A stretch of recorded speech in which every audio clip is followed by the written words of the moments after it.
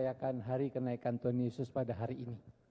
Dan juga secara khusus saya bersyukur karena diberi kesempatan oleh Tuhan untuk masih boleh menyampaikan firman Tuhan di tempat ini. Ya. Masih diberi kesehatan oleh Tuhan. Mari kita masuk di dalam doa. Kami sungguh bersyukur kepadamu ya Tuhan kalau pada saat ini setiap kami boleh diberikan anugerah oleh Tuhan. Oleh karena kami boleh bersama-sama datang ke rumah Tuhan, beribadah kepada Tuhan. Kami bersyukur Tuhan masih memelihara hidup kami. Dan sebentar ketika kami akan membaca dan merenungkan firman Tuhan, ajar kami Tuhan untuk dengar-dengaran akan firman-Mu. Biarlah hati kami sungguh terbuka kepada Tuhan. Bahkan hati kami melekat kepada Tuhan. Kami mengikuti jalan Tuhan, mengikuti kehendak Tuhan.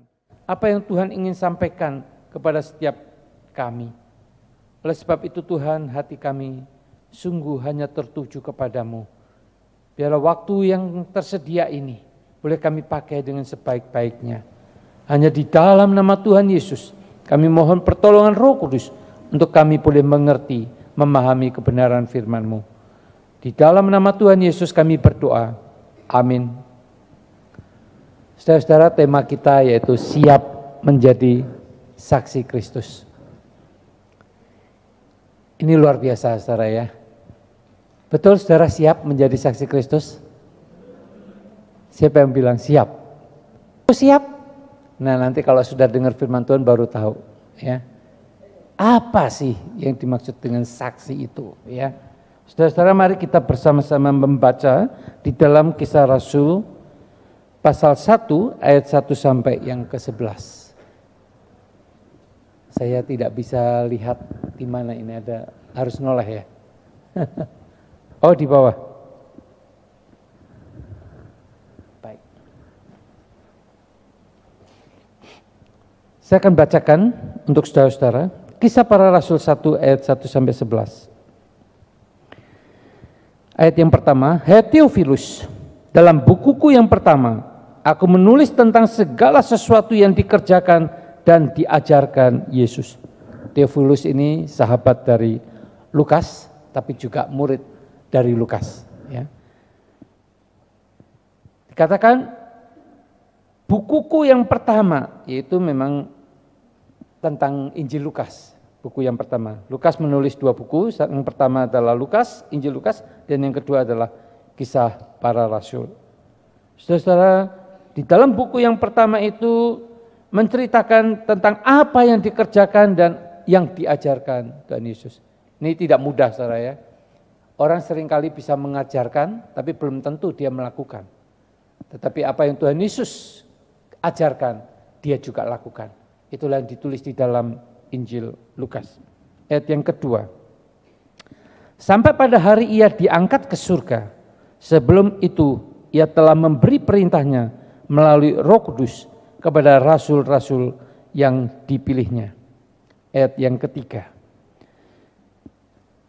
Kepada mereka ia menunjukkan dirinya setelah penderitaannya selesai dan dengan banyak bukti ia menunjukkan bahwa ia hidup, sebab selama 40 hari ia berulang-ulang menampakkan diri dan berbicara kepada mereka tentang kerajaan Allah. Saudara, kita akan membahas nanti tentang kerajaan Allah. Ya. Dan ada kaitannya dengan kebangkitan Kristus yang terus-menerus diberitakan. Tuhan Yesus bangkit, itu menunjukkan dia menang atas maut. Itu menunjukkan dia menang atas kuasa dosa. Dia menang atas kuasa setan. Ayat 4 dan ayat 5. Pada suatu hari ketika ia makan bersama mereka, ia melarang mereka meninggalkan Yerusalem dan menyuruh mereka tinggal di situ, menantikan janji Bapa yang sebagaimana dikatakannya. Telah kamu dengar dari aku, sebab Yohanes membaptis dengan air, tetapi tidak lama lagi kamu akan dibaptis dengan Roh Kudus. Saudara, janji Bapa ini adalah janji akan diutusnya Roh Kudus. Kalau kita membaca di dalam Yehezkiel pasal 36 ayat yang ke-27 ya.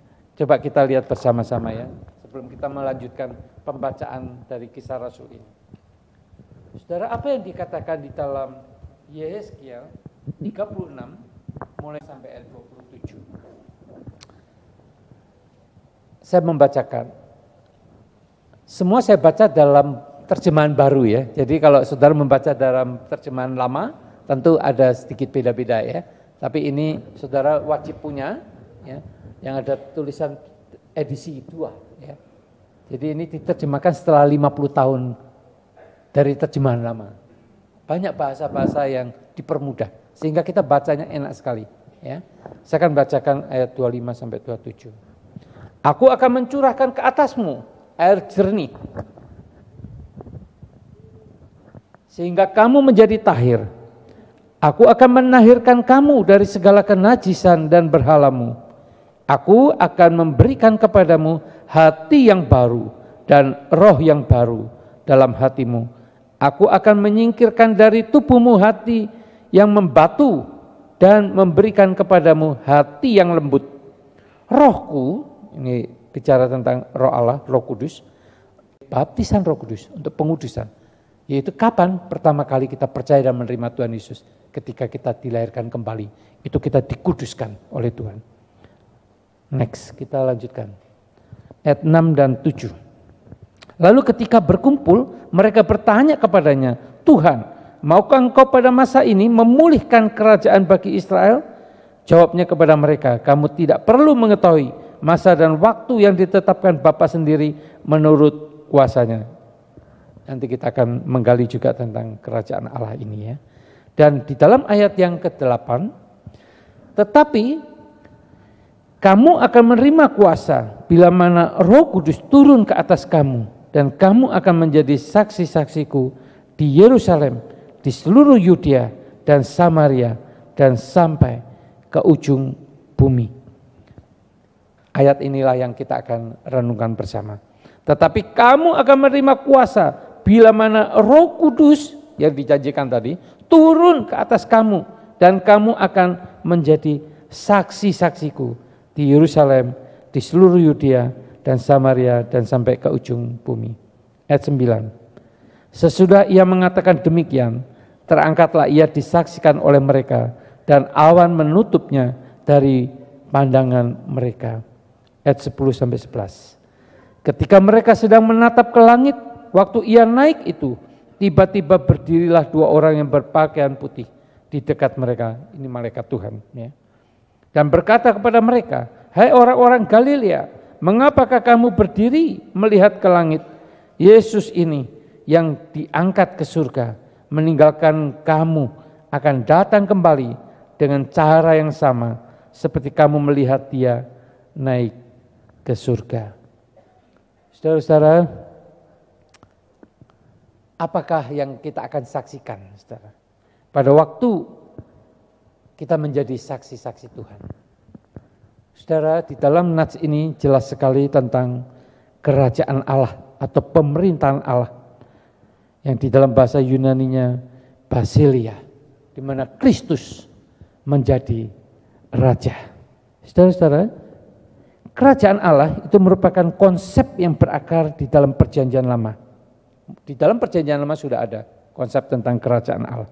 Kemudian ditekankan oleh Yohanes Pembaptis dan digenapi di dalam diri Yesus Kristus di dalam Perjanjian Baru. Sebetulnya apa sih kerajaan Allah itu, saudara? Kerajaan Allah itu berbicara tentang anugerah pengampunan dan juga anugerah keselamatan. Saudara, kerajaan Allah itu sudah diberitakan di dalam Perjanjian Lama bahwa nanti akan dicurahkan Rohku, yaitu tentang pengampunan, pengudusan, keselamatan. Kita akan diberikan hati yang baru kalau kita membaca di dalam Yehezkiel tadi. Dan itu sudah dikumandangkan oleh Yohanes Pembaptis. Lihatlah anak domba Allah. Lalu dia berkata, bertobatlah, kerajaan Allah sudah dekat. Tuhan Yesus juga berkata, Bertobatlah, kerajaan Allah sudah dekat. Saudara-saudara, kerajaan Allah berbeda dengan kerajaan Israel. Kerajaan Israel hanya berkuasa untuk memerangi dan menguasai seluruh daerah. Memimpin bangsanya, umatnya. Untuk boleh datang kepada Tuhan. Kalau rajanya baik, maka umatnya dibawa kepada Tuhan. Tetapi saudara, kerajaan Allah yang dimaksud di sini adalah kerajaan Allah di mana Tuhan Yesus sebagai Raja. Dia yang sudah menang atas maut. Itulah yang diberitakan selama 40 hari. Tadi kita membaca di dalam teks tadi. Selama 40 hari sebelum Tuhan Yesus naik ke surga. Dia sudah memberitakan tentang bagaimana dia sudah mengalahkan maut, mengalahkan kuasa dosa, mengalahkan kuasa setan. Dia sudah menang. Itulah yang diberitakan. Tetapi bukan cuma itu, saudara. Karena pada waktu dia memberitakan sebetulnya ada satu berita yang sangat penting. Bahwa Allah menyediakan pengampunan. Itulah sebabnya selalu panggilan di dalam kerajaan Allah didahului dengan bertobatlah. Apa artinya bertobat? Bukan hanya sekedar menyesal, tetapi berbalik, saudara-saudara, dari jalannya. Orang yang demikian adalah orang yang diampuni dosanya. Orang yang demikian adalah mendapatkan anugerah keselamatan. Ketika dia pertama kali dia berbalik dan bertobat kepada Tuhan. Saya tidak tahu berapa lama saudara pernah mengalami pengalaman pertobatan ini. Saya ingat ketika saya masih kuliah, itulah pertama kali saya mengalami pertobatan. Sungguh-sungguh mengalami satu pertobatan. Padahal saya sudah ikut sekolah minggu, ikut remaja, tetapi kuliah tingkat 1, di kuliah sekuler, disitulah saya sungguh-sungguh sujud kepada Tuhan. Saya bertobat, berbalik arah. Saya tidak tahu saudara kapan mengalami pertobatan itu. Dan kerajaan Allah itu adalah kerajaan yang memberitakan tentang berita pengampunan, berita keselamatan yang merupakan anugerah, bukan hasil usaha manusia. Saudara-saudara, itulah berita yang disampaikan oleh Tuhan Yesus. Kalau saudara membaca di dalam Markus 1 ayat 15, Tuhan Yesus berkata, saatnya telah genap, kerajaan Allah sudah dekat. Bertobatlah dan percayalah kepada Injil. Apa artinya, saudara? Kerajaan Allah sudah dekat. Dia sudah waktunya, dia akan naik ke atas kayu salib. Karena tanpa kayu salib tidak ada pengampunan, tidak ada anugerah keselamatan. Sudah dekat, bertobat. Itulah yang dikumandangkan oleh bukan hanya Yohanes Pembaptis, tetapi Kristus. Saudara-saudara, orang yang mengalami pertobatan inilah yang bisa siap menjadi saksi-saksi Kristus. Kalau saudara belum mengalami satu pertobatan, saudara tidak mungkin menjadi saksi Kristus. Saudara, itulah sebabnya saya tadi tanya, sungguhkah kita siap untuk menjadi saksi-saksi Kristus?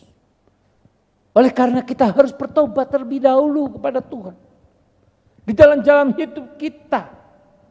Saudara, mungkin saudara dahulu melakukan banyak hal yang tidak menyenangkan Tuhan. Yang menyakiti hati Tuhan. Yang bertolak dari jalan Tuhan. Membelakangi Tuhan. Berjalan menurut keinginan hati kita sendiri. Tadi saya senang dengan doa pengakuan dosa ya. Entah dihafal atau enggak, tapi bagus, disusun dengan baik. Ya. Tadi pujian singer 20 orang itu bagi saya juga baru pertama kali saya melihat ibadah singernya 20 orang. Ya. Biasanya vokal grup atau kur ya. Tadi waktu dikatakan singernya 20 orang, wah luar biasa. VTI bisa singernya 20 orang. Biasa cuma 2 orang ya. Saudara-saudara atau 3 orang maksimum. Tapi mimbar kali ini dipenuhi oleh anak-anak muda yang siap menjadi saksi Tuhan. Tapi ingat, untuk menjadi saksi Tuhan harus diawali dengan pertobatan. Maukah saudara? Siap dipakai menjadi saksi Tuhan? Tidak mudah bukan? Saudara, bukan hanya itu saudara. Ketika saudara bersaksi, saudara fokus yaitu memberitakan Injil keselamatan. Bagaimana menghadirkan kerajaan Allah, pengampunan dosa dan keselamatan itu. Sampai orang itu sungguh-sungguh mau percaya. Itu bukan hanya melalui perkataan. Tuhan Yesus tadi mengatakan, ditulis oleh Lukas, bukan hanya mengajarkan, tetapi dia juga mengerjakan. Bukan hanya mengajarkan, tetapi juga mengerjakan. Ini penting saudara. Saudara bukan hanya berkata-kata, tetapi saudara juga melakukan. Itu sebagai satu kesaksian. Itulah pertobatan yang sungguh-sungguh. Bukan cuman melalui lidah bibir kita bilang, saya percaya Tuhan Yesus. Tapi minggu gak mau kebaktian. Saya ingat seorang rekan, dia mengatakan, saya tetap Kristen kok, meskipun saya gak datang ke gereja. Loh, bagaimana nih? Saya tetap Kristen, meskipun saya tidak datang ke gereja. Ini dua hal yang sangat berbeda. Antara apa yang dia katakan, saya percaya Tuhan Yesus. Tapi dia tidak mengerjakan hal yang paling sederhana, hal yang paling mudah untuk dilakukan. Beribadah kepada Tuhan. Membaca firman. Saudara-saudara, kedatangan kerajaan Allah ini kita perlu beritakan. Oleh karena apa? Karena inilah yang diberitakan oleh Tuhan Yesus ketika 40 hari sebelum dia naik ke surga. Dia terus memberitakan tentang kebangkitannya. Bahwa dia menang atas maut, dia menang atas kuasa dosa, dia menang atas kuasa setan. Saudara, kemenangan inilah yang diberitakan melalui kebangkitannya. Nah saudara-saudara, itulah sebabnya setelah 40 hari Roh Kudus dicurahkan seperti janji Bapa tadi. Dan itulah waktunya murid-murid Tuhan, para rasul menjadi saksi Tuhan. Karena Kristus sudah memberitakan selama 40 hari. Kenapa sih kok harus nunggu 40 hari ya? Setelah bangkit kenapa enggak dia langsung naik ke surga? Saudara, begitu banyak pesan. Meskipun mungkin tidak ditulis, tetapi hanya diringkas. Dia memberitakan tentang kebangkitannya. Tentang karya keselamatan. Tentang anugerah pengampunan. Saudara, tentang kerajaan Allah. Saudara, kerajaan Allah itu begitu besar. Bukan kerajaan dunia yang sebentar habis. Dari generasi ke generasi habis, saudara. Mungkin hanya beberapa kerajaan yang masih ada di dunia ini yang masih dipelihara. Di Indonesia masih ada beberapa keraton. Itu kerajaan. Tetapi saudara, selebihnya boleh dibilang semuanya sudah habis. Tetapi kerajaan Allah tidak akan pernah berkesudahan. Dari sejak perjanjian lama sudah digaungkan. Sampai pada hari hanya ketika Tuhan Yesus bangkit. Berita tentang kerajaan Allah diberitakan. Dan sesudah itu dia naik ke surga. Supaya apa? Supaya kita, murid-murid Tuhan, memberitakan kerajaan Allah. Saudara, yang kedua, saudara, menjadi saksi-saksi Tuhan memberitakan Injil keselamatan ini. Mulai dari Yerusalem, seluruh Yudea, Samaria, sampai ke ujung bumi. Saudara, Yerusalem itu pusat. Ini poin terakhir. Tapi saudara, mari kita perhatikan. Yerusalem, Yudea, itu adalah pusat pelayanan dari Tuhan Yesus. Meskipun Tuhan Yesus pernah ke Samaria.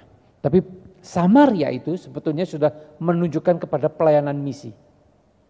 Apalagi sampai ke ujung bumi.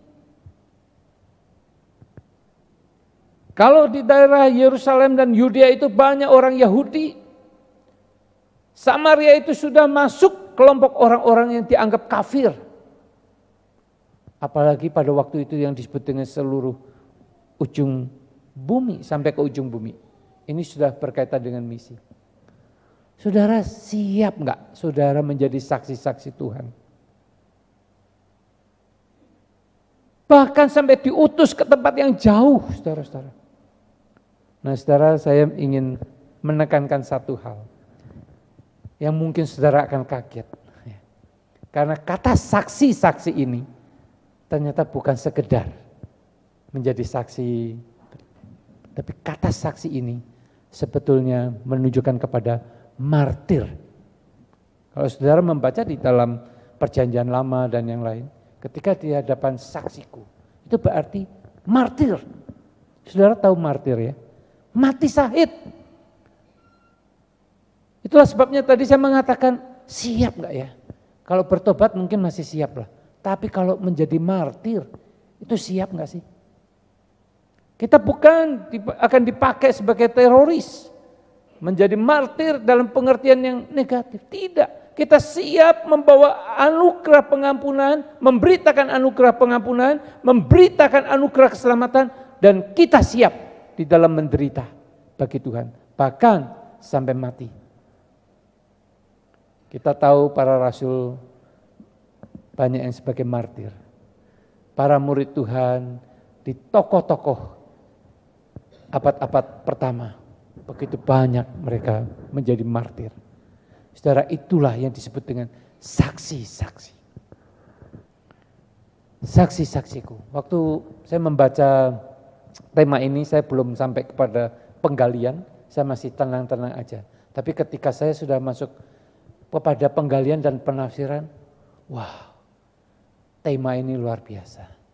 Kata siap, apakah betul kita siap memberitakan Injil, memberitakan anugerah pengampunan, anugerah keselamatan, sampai kita mati karena Injil. Ini tidak mudah, saudara. Mungkin kalau kita pergi di tempat yang dekat ini masih oke lah. Pada tetangga masih oke. Pada jemaat masih oke. Coba kita pergi lebih jauh lagi. Dari Tangerang ke Jakarta. Tangerang ke Bandung. Keluar pulau. Bahkan ke luar negeri. Siap enggak? Saya ingat ketika saya mau berangkat pelayanan misi ke China, ada seorang hamba Tuhan senior, dia berkata begini, mau cari mati. Waduh, saya ingat kata-kata itu. Udah mau siap-siap mau berangkat, mau cari mati. Pergi ke China, menjadi misionari di sana. Kita enggak bawa apa-apa. Kita cuma mau ikut pimpinan Tuhan. Saudara, ternyata sampai hari ini saya tidak mati, saudara. Hampir mati, betul. Hampir mati. Karena sakit di sana, saya kok nggak sembuh-sembuh, ya. Udah ke internis dan segala macam. Tapi saya tahu itu mujizat Tuhan juga. Tapi saudara, apakah saudara pergi karena mengikut Tuhan, kemudian saudara katakan saya siap Tuhan. Apapun resikonya, berapapun umur kita saat itu. Orang berkata kamu sudah punya istri, punya anak, masih kecil-kecil, pergi ke negara. Mungkin kalau anak-anak sudah besar, udah ditinggal kita pergi, mungkin masih ada di dalam logika, masih masuk akal. Tapi saudara, ketika saudara dipanggil oleh Tuhan, menjadi saksi-saksiku, bukan hanya di Yerusalem, di seluruh Yudea, Samaria, sampai ke ujung bumi. Melintasi wilayah. Harus belajar bahasa. Saudara mungkin ke daerah Jawa, harus belajar bahasa Jawa. Ke daerah tanah Sumatera, harus belajar bahasa yang ada di Sumatera. Saudara siap tidak? Atau mungkin saudara pergi diutus ke negara lain. Seorang rekan saya sudah menjabat sebagai rektor di saat ketika dia turun, dia rupa-rupanya mengikuti panggilan Tuhan pergi ke negara lain. ke Afrika. Tempat yang mungkin tidak aman, tempat yang mungkin tidak nyaman. Suami istri berangkat, anak-anak sudah dewasa, sudah bekerja. Saudara-saudara, apakah panggilan misi itu hanya pada waktu zaman-zaman dulu? Ataukah panggilan misi itu juga berlaku untuk setiap kita? Paling tidak, kita berkata Tuhan, kalau Tuhan mau saya di Yerusalem lah, gak apa-apa. Di lingkungan keluarga kita, orang-orang dekat kita, sanak famili kita yang belum percaya, saya mau memberitakan suatu kerajaan yang sangat besar yang ada di dalam dunia, yang diberikan, yang setiap saat kita berdoa, datanglah kerajaanmu, jadilah kehendakmu di bumi seperti di surga.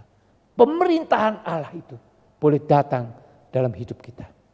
Saudara, mau enggak saudara dipakai menjadi saksi-saksi Tuhan? Siap tidak? Yang kedua, ketika kita dipanggil bukan hanya di lingkungan dekat, lebih jauh lagi. Bahkan pergi jauh. Kita harus mempersiapkan diri dengan bahasa. Kita perlu belajar bahasa, udah susah. Belajar budaya. Saudara, mungkin saudara pernah dengar nama No Mansion, ya. Kalau orang di Tapanuli pasti tahu, kuburannya masih ada, ya.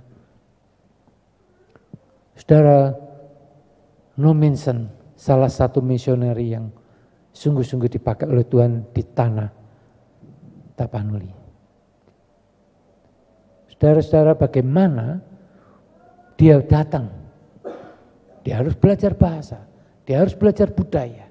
Lalu dia memenangkan beberapa orang. Lalu melalui orang-orang ini dilatih untuk memberitakan Injil dengan bahasanya, dengan budayanya yang sama. Itu misi, saudara. Misi itu bukan berarti saya datang, saya menangkan semua. Tidak, saudara. Tuhan kalau mau pakai bisa. Tetapi misi itu seringkali hanya mempengaruhi beberapa orang saja. Setelah itu dia tinggal bertahun-tahun hanya memenangkan beberapa orang. Saya teringat William Carey ketika di Bengali, di daerah India. 7 tahun dia datang sebagai misioneri. Udah susah payah. Yang dihasilkan berapa? 0. Tidak ada satupun 7 tahun pertama. Dia bertanya sama Tuhan, Tuhan, penderitaan sudah cukup banyak. Anak meninggal, istri stres, depresi. Wah, gak ada satupun. Tetapi tiba-tiba ada satu orang percaya. Satu orang percaya dibaptis, gak lama kemudian dibunuh, saudara. Tapi dia tidak putus asa. Dia mulai menerjemahkan Alkitab ke dalam bahasa India. Supaya apa? Supaya Injil bisa diberitakan. Terus dia mulai belajar bahasa dia. Saudara, kalau saudara satu saat nonton filmnya, wah menyedihkan sekali. Bagaimana makan aja sampai diberi oleh orang. Dia sewa satu tempat yang paling sederhana yang orang India sebetulnya nggak mau tinggal. Begitu tua, sudah menjadi sarang laba-laba, tidak ada apapun. Tapi dia tata mejanya dengan kasih taplak meja, tempat untuk tinggal dia bersama keluarga. Itulah saksi-saksi Tuhan. Martir.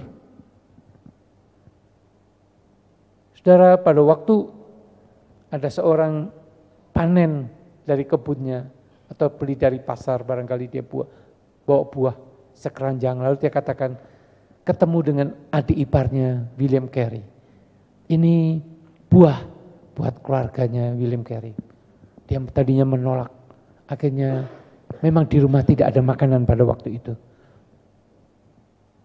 William Carey, istri dan anak-anaknya berdoa. Tiba-tiba adik iparnya datang, dia terima itu buah, makanlah mereka. Itulah yang Tuhan berikan pada hari itu.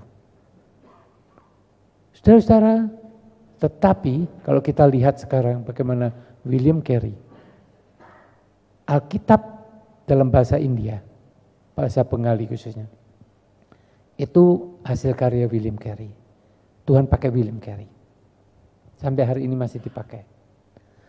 Universitas William Carey yang didirikan masih ada sampai hari ini.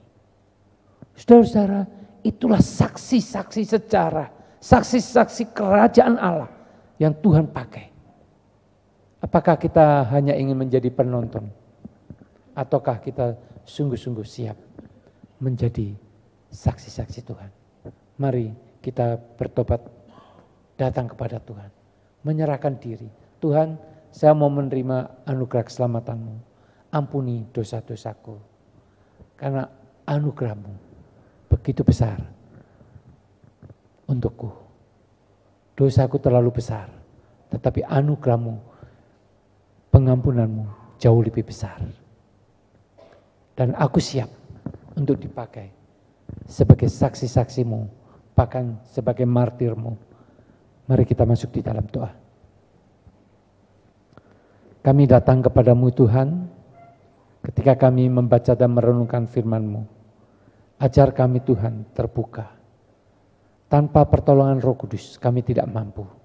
Itulah sebabnya ketika Roh Kudus dicurahkan, kuasa Tuhan begitu besar dinyatakan.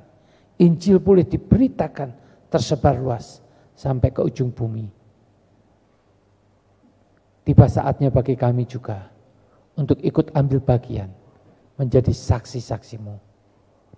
Ketika kami setiap saat merayakan hari kenaikan Tuhan Yesus, kami diingatkan untuk menjadi saksi Tuhan. Tuhan sudah selesai mengerjakan semua karya keselamatan di bumi ini. Tetapi karya keselamatan itu harus diberitakan. Oleh karena ada satu pengampunan yang begitu besar untuk manusia. Pakailah kami Tuhan, kami siap. Di dalam nama Tuhan Yesus kami berdoa. Amin.